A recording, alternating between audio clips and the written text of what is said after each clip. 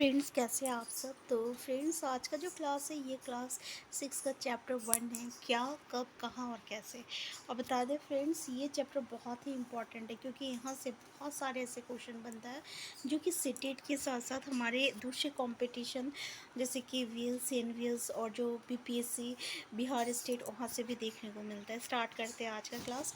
ठीक है, तो देखिए यहाँ पे हम उन्हीं पॉइंट को डिस्कस करेंगे जो कि हमारे लिए इम्पॉर्टेंट है।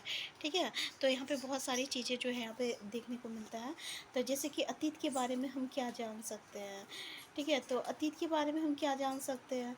तो जैसे कि उस समय लोग क्या खाते थे, कैसे कपड़े पहनते थे, किस तरह के घरों में रहते थे।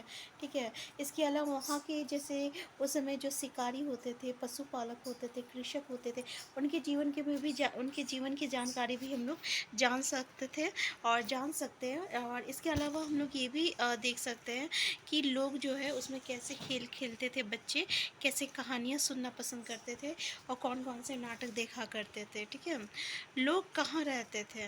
देखिए, तो यहाँ ये देखिए, कई लाख वर्ष पहले से इस नदी के तट पर, नर्मदा नदी के तट पर यहाँ रहने वाले आरंभिक लोगों में से कुछ जो थे कुशल संग्राहक थे और जो कि आसपास के जंगलों की विशाल संपदा से परिचित थे। अपने भोजन के लिए देखिए जो खाक संग्राहक जिसको हम लोग कहते हैं, संग्राहक। ठीक है, वो होता क्या है और उनकी लाइफ किस पे डिपेंड होता है। तो जो भी उन्हें जंगल से जो भी मिलता है, ठीक है, पेड़ पौधे और जानवर, उन्हीं से अपना जीवन यापन करते थे वो लोग। और आखट मतलब क्या होता है, शिकार होता है। तो ये पूछा जाता है आखट मतलब क्या होता है, तो ये शिकार होता है। ठीक है, तो यहाँ पे उत्तर पश्चिम का जो सुलेमान है और किरथर पहाड़ी है, ये याद रखिएगा कि सुलेमान और किरथर पहाड़ी कहाँ है, तो भाई ये उत्तर पश्चिम में है। तो यहाँ पे क्या हुआ था, लगभग 8,000 वर्ष पूर्व, कितना 8,000 वर्ष पूर्व सबसे पहले किस चीज़ की खेती किया गया था, मतलब किस फसल को उपजाया गया था। तो बताइएगा, गेहूँ तथा जौ को उपजाया गया था। ये क्वेश्चन तो बहुत बार पूछा जाता है। सबसे पहले क्या उपजाया गया था, कौन सा फसल उपजाया गया था, तो गेहूँ और जौ उपजाया गया था। ठीक है, और कितने हज़ार साल पहले, तो 8,000 साल पहले, याद रखिएगा। उन्होंने भेड़, बकरी और गाय बैल जैसे पशुओं को पालतू बनाना शुरू किया था। और देखिए, कौन सी जानवरों को पालतू बनाया था, तो भेड़, बकरी, गाय, बैल। ठीक है, इसके अलावा यहाँ पे कौन सा पॉइंट बनता है, तो उत्तर पूर्व में क्या है, गारो है, और मध्य भारत में क्या है, बिंद पहाड़ी है। ठीक है, तो बिंद पहाड़ी कहाँ है, मध्य भारत में, गारो का है, उत्तर पूर्व में है। तो यहाँ पे सबसे पहले कृषि का विकास हुआ था। और क्या उपजाया गया था सबसे पहले, तो चावल उपजाया गया था। तो चावल सबसे पहले कहाँ उपजाया गया था, तो बिंद पहाड़ी में उपजाया गया था। ठीक है, तो ये ऐसे क्वेश्चन जो है पूछा जाता है। अब यहाँ पे देखिए, सिंधु और इसकी सहायक नदी। ठीक है, सहायक नदियाँ किसको कहते हैं, तो पता है ना, ऐसी छोटी छोटी नदियाँ होती है जो कि जाके बड़ी नदी से मिल जाती है, उसको हम लोग सहायक नदियाँ कहते हैं। ठीक है, तो यहाँ पे 4700 वर्ष पूर्व इन्हीं नदियों के किनारे कुछ आरंभिक नगर फले फूले थे। तो बताइए, आरंभिक नगर कहाँ फले फूले थे, तो सिंधु नदी के और इसकी सहायक नदी के तट पर। ठीक है, कितने साल पहले, 4700 वर्ष पहले। फिर उसके बाद पॉइंट आता है आपका, गंगा वो इसकी सहायक नदी के किनारे समुद्र तटवर्ती इलाके में नगरों का विकास कब हुआ था, तो नगरों का विकास कब हुआ था, तो 2500 साल पहले हुआ था। कहाँ हुआ था, गंगा नदी के तट पर और उसकी सहायक नदी के तट पर। ठीक है, इसके अलावा गंगा की मतलब सहायक नदी सोन है। ठीक है, और इसके जो आसपास का जो क्षेत्र है, गंगा का दक्षिण, मतलब ये गंगा है तो इसका दक्षिण में ये हो जाएगा, उत्तर इधर हो जाएगा, है ना। तो इसके दक्षिण में जो क्षेत्र है आसपास का, उसको किस नाम से जाना जाता है, मगध। ठीक है, मगध अभी कहा है, वर्तमान बिहार के नाम से जाना जाता है। उसमें बहुत ही शक्तिशाली था और उन्होंने एक विशाल राज्य स्थापित किया था। ठीक है, इसके अलावा यहाँ पे देखिए, ये चीज़ें जो है काफ़ी इम्पॉर्टेंट है, यहाँ से हमें क्वेश्चन देखने को मिलता है। अच्छा, यहाँ पे लोग जो है एक जगह से दूसरी जगह क्यों जाते थे? अ, तो ऑब्वियसली उसमें भी लोग जो है एक जगह से दूसरी जगह जाते थे, काम की तलाश में, व्यापार की तलाश में, ठीक है? तो यहाँ पे देखिए इसके अतिरिक्त व्यापारी कभी काफ़िले में तो कभी जहाज़ों में अपने साथ मूल्यवान वस्तुएँ लेकर एक स्थान से दूसरे स्थान भी जाते थे। देखिए, आज लोग यात्राएँ क्यों करते हैं? तो ऑब्वियसली आपको पता होगा कि आज लोग जो है यात्राएँ सेम चीज़ें काम की तलाश में जाते हैं, व्यापार की तलाश में जाते हैं, है ना? तो जब लोग एक जगह से दूसरी जगह जाते हैं तो क्या होता है यहाँ पे? तो यहाँ पे संस्कृति परंपराओं को समृद्ध इस आवागमन ने हमारी सांस्कृतिक परंपराओं को जो है समृद्ध किया है। समृद्ध किया मतलब क्या हुआ कि मान लीजिए आप अभी कहीं हो, ठीक है? अगर आप दूसरी जगह चले जाते हो, तो जैसे कि अगर आप अभी मुंबई में हो, अगर आप केरल में चले जाओगे, चाहे उधर साउथ तरफ चले जाओगे, तो उधर का रहन-सहन अलग होता है, खान-पान अलग होता है। तो आप जब वहाँ जाओगे, तो आपको वहाँ का संस्कृति के बारे में पता चलेगा, वहाँ के फेस्टिवल्स के बारे में पता चलेगा, वहाँ का खान-पान के बारे में पता चलेगा। आप उन लोगों को अपनी संस्कृति के बारे में बताइएगा, यहाँ के अपनी जगह के खाने के बारे में बताइएगा। तो इस तरीके से संस्कृति का जो होता है अ, इस आवागमन से संस्कृति का क्या होता है तो समृद्ध होता है मतलब बढ़ता है, ठीक है। अब यहाँ से एक पॉइंट आता है देश के नाम जहाँ से क्वेश्चन पूछा जाता है। इससे पहले हम लोग यहाँ पे ये देख लेते हैं कि दक्षिण एशिया जो है आधुनिक भारत, पाकिस्तान, बांग्लादेश, नेपाल, भूटान और श्रीलंका। तो दक्षिण एशिया में कौन कौन सा जगह आता है? तो ये इम्पॉर्टेंट है। अब भारत आता है, पाकिस्तान आता है, बांग्लादेश आता है, नेपाल आता है, भूटान आता है, ठीक है, और श्रीलंका आता है। और अफ़गानिस्तान, ईरान, चीन तथा म्यांमार आदि पड़ोसी देशों को दर्शाता है। दक्षिण एशिया एक छोटा सा महाद्वीप है, लेकिन विशालता तथा बाकी एशिया से समुद्रों, पहाड़ियों तथा पर्वतों से बटे होने के कारण इसे प्रायः उपमहाद्वीप कहा जाता है। देखिए देश के नाम ये इम्पोर्टेंट है कि सबसे पहले जो देश का नाम इंडिया था, ठीक है, या भारत, इस नाम का प्रयोग कैसे हुआ था? तो इंडिया जो शब्द है ये इंडस से निकला है, जिसको हम लोग संस्कृत में सिंधु कहते हैं, ठीक है। तो एटलस में ईरान और यूनान का पता लगाओ। ये लोग जो है 2500 वर्ष पूर्व आए थे, ठीक है। कितने सौ? 2500 वर्ष पूर्व ईरान और यूनान के बारे में बोल रहा, जो कि उत्तर पश्चिम की ओर से आने वाले ईरानियों और यूनानियों ने सिंधु को क्या कहा था? हिंदूस कहा था या इंदोस कहा था, ठीक है। और इस नदी के पूर्व में, इस नदी के पूर्व में मतलब इस जगह पे जो भी एरिया था उसके लिए इन्होंने इंडिया शब्द का यूज़ किया था। भारत नाम का प्रयोग कब हुआ था? तो उत्तर पश्चिम में, मतलब कि ये वाला जो इलाका है, यहाँ पे जितने लोग रह रहे थे तो वो समूह के लोगों के लिए भारत नाम का प्रयोग किया गया था। और इस बात का उल्लेख जो है कहाँ देखने को मिलता है? तो इस बात का उल्लेख हमें ऋग्वेद में देखने को मिलता है, ठीक है। कितने साल पहले? 3500 साल पहले, ठीक है।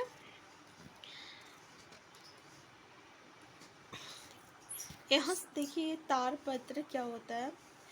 तो तारपत्र से पांडुलिपि तैयार किया जाता है, और इसमें जैसे कि बहुत सारे पत्ते जो होते हैं ना उसको काट काट कर अलग अलग हिस्सों को एक साथ बांध दिया जाता है, जैसे कि किताब का अलग अलग पेज बंधा हुआ रहता है वैसे ही, और एक किताब जैसा तैयार किया जाता है।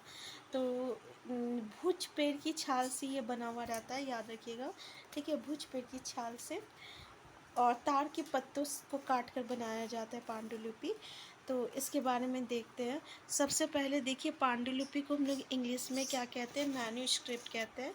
मैन्यू मतलब हाथ, क्या मैन्यू जिसका अर्थ क्या होता है? हाथ होता है, ठीक है।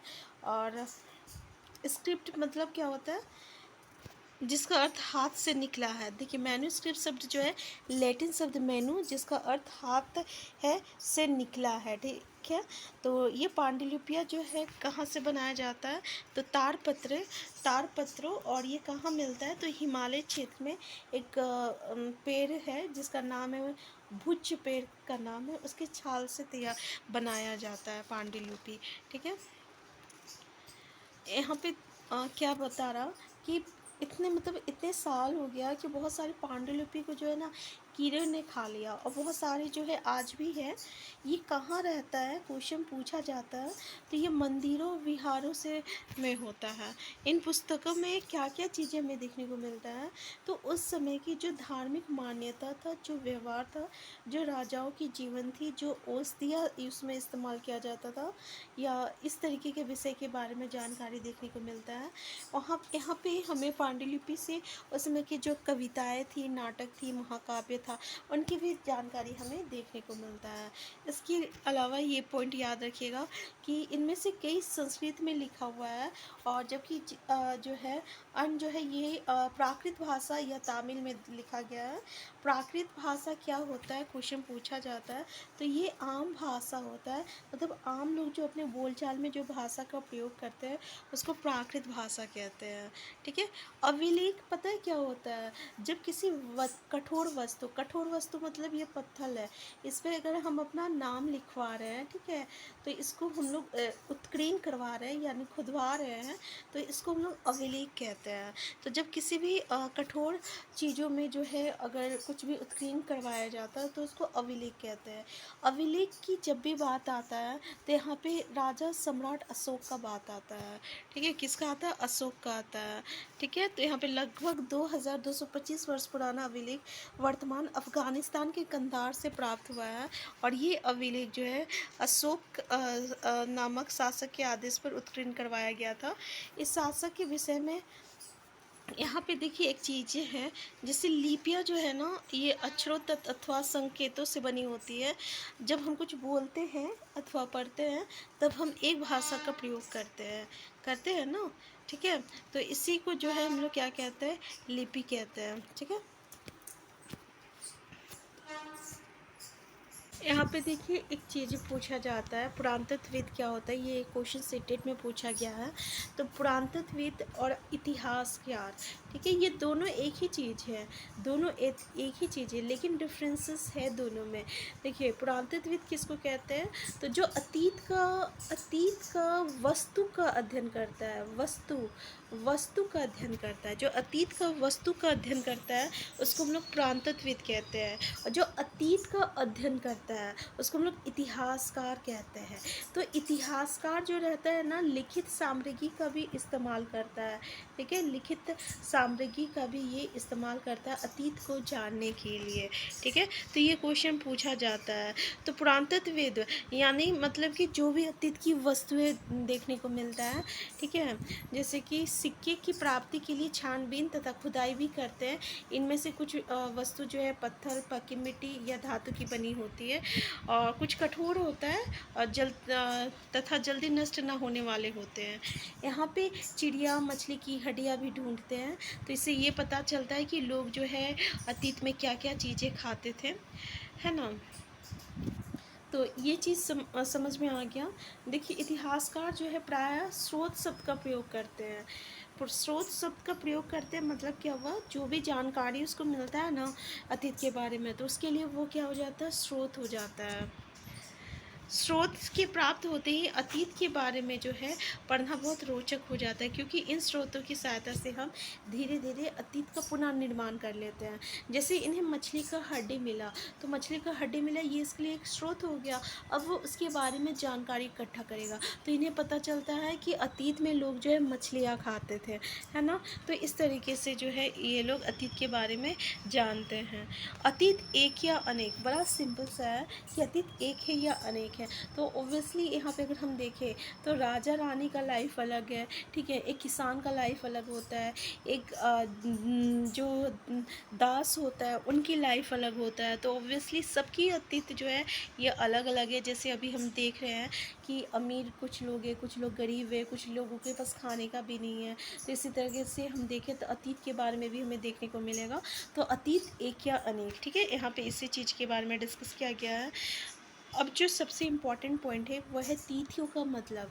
अगर हमने जो है तिथि के बारे में अगर पूछा जाए तो हम लोग 2000 को जो है केंद्र बिंदु लेके चलते हैं। ठीक है, इसका गणना जो होता है ना, धर्म प्रवर्तक जो ईसा मसीह है उन्हीं के जन्म की तिथि से किया जाता है। जैसे कि 2000 वर्ष करने का तात्पर्य क्या है कि ईसा मसीह के जन्म के 2000 वर्ष के बाद से है। ठीक है, तो ईसा मसीह के जन्म के पूर्व की जो तिथियाँ होती है हम लोग ई पूर्व मतलब ईशा से पहले लिखते हैं। ई पूर्व आप देखे होंगे इस तरीके से कहीं भी लिखा हुआ। इसका मतलब क्या हुआ, इसका मतलब हुआ कि ईसा मसीह के जन्म की पूर्व की सभी तिथियाँ जो होती है वो ईशा पूर्व के नाम से लिखा जाता है। ठीक है, और इस पुस्तक में हम जो है 2000 को आरंभिक बिंदु लेके चले हैं। यहाँ पे कभी कभी जो है हमें सेटेट में फुल फॉर्म तरीके का क्वेश्चन जो है पूछा गया है, और अभी फ़िलहाल 4-5 साल में नहीं लेकिन प्रीवियस टाइम में ये पूछा गया है। ठीक है, कि बीसी क्या है, तो बीसी मतलब बिफोर क्राइस्ट होता है। बिफोर क्राइस्ट मतलब ईशा पूर्व। ठीक है, अभी हम लोग ईशा पूर्व देखे थे। तो कभी कभी हमने जो है बीसी की जगह एडी भी देखने को मिलता है। एडी मतलब एनो डोमिनी होता है। ठीक है, ये दो लैटिन शब्द से होता है और इसका मतलब क्या होता है, ईसा मसीह के जन्म का वर्ष से है। ठीक है, यानी जिस समय ये जन्म लिए थे उनकी वर्ष, उन्हीं के जन्म के वर्ष से है एनो डोमिनी। इसके अलावा कभी कभी जो है हमें एडी की जगह सीई देखने को मिलता है। इसका मतलब कॉमन एरा होता है। इसके अलावा हमें जो है बीसी देखने, बीसी की जगह BCE देखने को मिलता है। इसका मतलब बिफोर कॉमन एरा होता है। ठीक है, क्या होता है, बिफोर कॉमन एरा होता है। देखिए, इन शब्दों का प्रयोग हम लोग किस लिए करते हैं, क्योंकि अभी अधिकांश देश का जो कैलेंडर है ना वो समान हो गया है ना, और भारत में तिथियों की इस रूप का प्रयोग जो है लगभग 200 वर्ष पूर्व आरंभ हुआ था। कभी कभी हम लोग बीपी वर्ड भी देखने को मिलता है। बीपी मतलब बिफोर प्रेजेंट होता है, बिफोर प्रेजेंट होता है मतलब वर्तमान से पहले। ठीक है, तो ये कुछ था, है ना। एक या अनंत क्या होता है, तो जबकि जैसे कि हमने पहले पढ़ा, अभिलेख कठोर शर्तों पर उत्कीर्ण करवाए जाते थे और इनमें से कई अभिलेख कई वर्ष पूर्व जो है लिखे गए थे। सभी अभिलेखों में लिपि और भाषाओं का प्रयोग होता था। समय के साथ साथ अभिलेख जो है में प्रयुक्त भाषाओं तथा लिपियों में बहुत बदलाव आ चुका था। विद्वान ये कैसे जान पाते कि क्या लिखा हुआ है, और इसका पता अज्ञात लिपि का अर्थ निकालने के लिए प्रक्रिया द्वारा लगाया जा सकता था। तो इस प्रक्रिया से अज्ञात लिपि का जानने की एक प्रसिद्ध कहानी उत्तर अफ्रीकी देश मृत से निकलती है, जो लगभग 5000 वर्ष पुराना है। यहाँ राजा रानी रहते थे। तो मृष ने उत्तरी तट पर रोसेटा नाम का एक कस्बा है, यहाँ से एक ऐसा उत्कीर्ण पत्थर मिला है जिस पर एक ही लेख 3 भिन्न भिन्न भाषाओं तथा लिपियों में लिखा गया है। कुछ विद्वान यूनानी भाषा पढ़ सकते हैं। उन्होंने बताया कि यहाँ राजा तथा रानियों के नाम एक छोटे से फ्रेम में दिखाए गए हैं। कारतूस कहा जाता है, इसे कारतूस कहा जाता है। इसके बाद विद्वानों ने यूनानी तथा मिश्रित संकेतों को बगल बगल में रखते हुए मृष अक्षरों को समानार्थक ध्वनियों की पहचान की है। ठीक है, तो यहाँ पे हो गया। अब देखिए ये चीज़ें क्यों पढ़ना ज़रूरी है, क्योंकि यहाँ पे बहुत सारे इंपॉर्टेंट क्वेश्चन हमें देखने को मिलता है। तो कभी भी अगर NCERT में ये चीज़ें आपको देखने को मिला है या बॉक्स में, तो उसको ज़रूर पढ़िएगा, क्योंकि एग्ज़ाम में वो जो है वहीं से क्वेश्चन अधिकतर बनता है। ठीक है, तो यहाँ पर फ़िलहाल तो कुछ भी देखने को नहीं मिला। तो आप देख सकते हैं यहाँ पर हमें काफ़ी चीज़ जो है इस चैप्टर से देखने को मिला है। तो अगर आप चैनल में नए हैं, चैनल को सब्सक्राइब कर लीजिएगा। वीडियो हेल्पफुल होगा तो लाइक शेयर करना मत भूलिएगा, क्योंकि नेक्स्ट क्लास में हम लोग नेक्स्ट टॉपिक को डिस्कस करेंगे। हम फिर मिलते हैं। Thank you.